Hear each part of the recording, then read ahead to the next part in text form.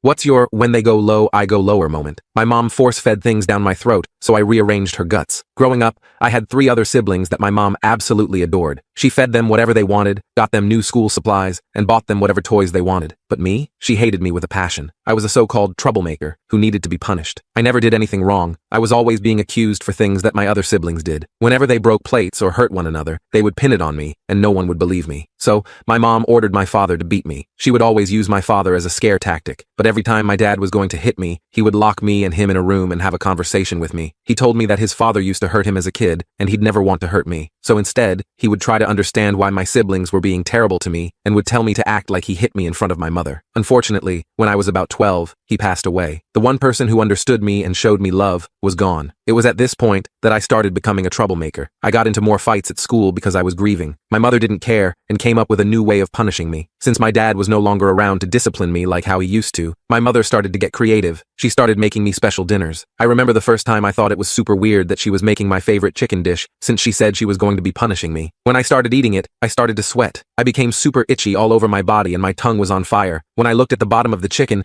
it was completely coated in spices. I tried to drink milk to calm it down, but my mom hid it from me. She threatened to kick me out if I didn't finish my food. So I did, all of it. Afterwards, I had the worst bathroom trip of my life. I was gripping the walls. These punishments were every week, most of the time for nothing. I thought my spice tolerance would build, but it felt like every time I was getting weaker. My mom kept this evil look on her face as I ate each bite of food. None of my siblings spoke up for me, and they heard me cry in the bathroom every night. I knew that when I got older, I'd have my revenge. In my mom's older years now, she likes to have little get-togethers with my younger siblings and I. She'll invite us once a month to have chips, salsa, and homemade margaritas at her house. Every time I went, I felt miserable because everyone would laugh about my spicy food trauma, thinking it was just put behind all of us. It wasn't. So, I decided this next get-together, I was going to get my revenge. For the chips and salsa, instead of regular tortilla chips, I put in blue ones. I told my mom that I made the salsa from scratch. Then, she dipped her finger in it and tried it herself. It was fine. She told me, "Oh, thank goodness. I thought you were going to try to spice up the salsa because of what I did to you as a kid. I'm sorry I put you through that, but you needed discipline." I laughed at her comment and told her not to worry. Unfortunately for her, it's too late for apologies. She should have watched what she put in her body. Instead of blue corn chips, I actually put in 1-chip challenge chips. My mom started crying and vomiting on the floor, saying how terribly spicy it was. She couldn't walk, and after a couple minutes she ended up sharting her pants. My siblings got upset with me, but I didn't care. Rearranging my mom's guts wasn't on my 2025 bingo card.